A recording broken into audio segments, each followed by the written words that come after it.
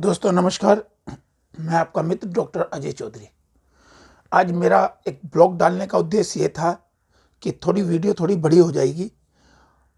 दिल्ली के अंदर 8 मार्च शुक्रवार के दिन जो घटना घटी उस घटना पर हम बात करेंगे। मेरा मुस्लिम भाइयों से विनम्र निवेदन है, मेरी बात को जरा ध्यान से सुने, बहुत प्यार से सुने। इबादत के लिए जितनी भी जगह होती है वो पवित्र होती है या नहीं होती? आप एक बार बताइए। मेन रोड को सदैव गंदा कहा जाता है। क्यों कहा जाता है? क्योंकि मेन रोड की कभी धुलाई तो होती नहीं है, उसको तो कुदरत धुलाई करती है। मेन रोड पर कुत्ता भी चलता है, बिल्ली भी चलती है, जानवर भी चलते हैं, ऊंट घोड़े हाथी लोग बाग गंदी गंदी चप्पलों को लेके चलते हैं। आप वहां चद्दर बिठा के इबादत करते, इबादत नहीं है, ढोंग है। परमात्मा तो, ईश्वर तो, अल्लाह तो, वाहिगुरु तो सब जगह है। हिंदू मुस्लिम सिख ईसाई सभी की इबादत गृह क्यों बनाई गई है? मस्जिद क्यों बनाए गए हैं? मंदिर क्यों बनाए गए हैं? कि इनके अंदर जाकर आप आराम से परमात्मा की आराधना कर सकें, बिल्कुल शांत तरीके से। ये आराधना नहीं थी, ये इबादत नहीं थी आपकी, ये आपकी ताकत थी, जिहादी प्रवृत्ति की ताकत थी। जैसा तालिबान में किया आप लोगों ने, जैसा आप लोगों ने पाकिस्तान में किया। आप जरा बता देंगे 1947 को देश आजाद हुआ तो फिर अलग देश की डिमांड क्यों हुई?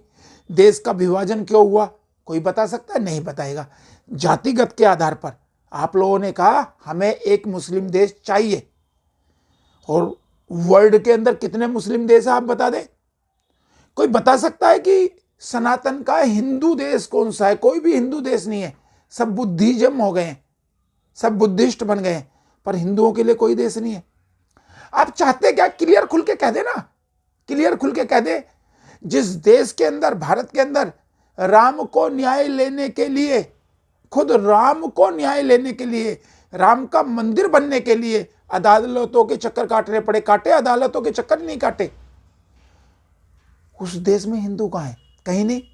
फिर आप कहते हैं कि हमें रहने का अधिकार नहीं दिया जा रहा, हमारी इबादत नहीं हो पा रही है, हमें लोग वक्त परेशान करते हैं। भाई कितना आप लोगों को ये बताइए सुविधा मिल रही है आपको? अल्पसंख्यक समुदाय आपका बना हुआ है या नहीं बना हुआ? बताइए।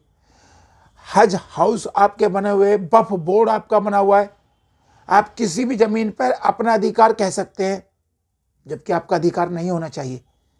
इस हिंदुस्तान के अंदर 3 लोगों के पास सबसे ज्यादा जगह है, रेलवे के पास, वक्फ बोर्ड के पास, और तीसरा मैं नाम नहीं लूंगा।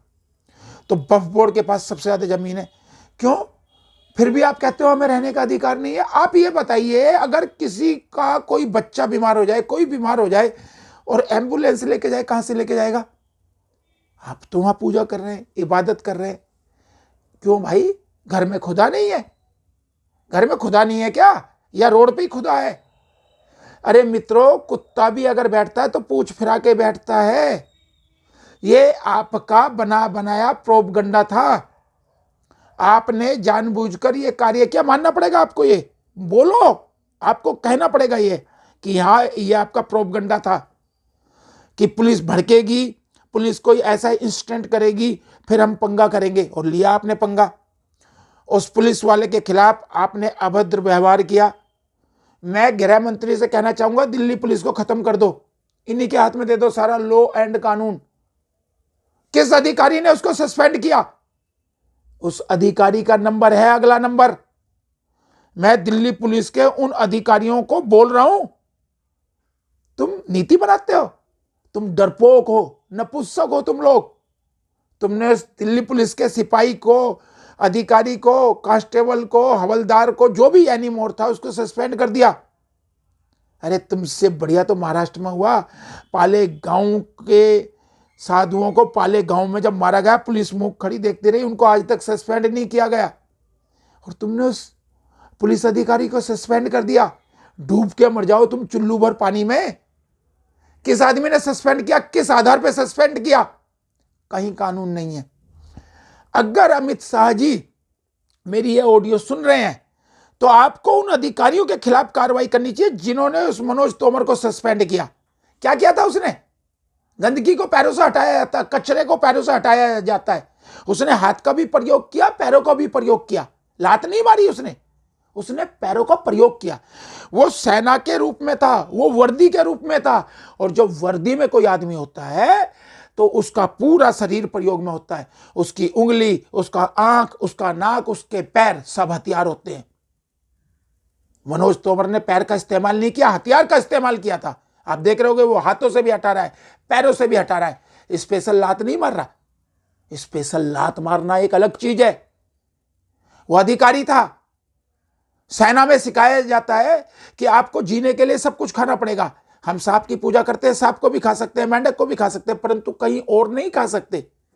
तो वो दिल्ली पुलिस का जो अधिकारी था, जिसको मैं वीडियो में सब देख रहे हैं, वो पर्सनली किसी को मार नहीं रहा है, वो अपने शरीर का प्रयोग कर रहा है। पैरों का भी प्रयोग कर रहा है, हाथों का भी प्रयोग कर रहा है, मुंह का भी प्रयोग कर रहा है। तो आपसे अनुरोध है, और अमित शाह जी ऐसे अधिकारियों पर कार्रवाई करें जिन्होंने मनोज तोमर को सस्पेंड किया है। धन्यवाद। जय हिंद, जय भारत। मेरी इस ऑडियो को आराम से सुनो, वीडियो को आराम से देखें, लाइक और सब्सक्राइब करें। Thank you.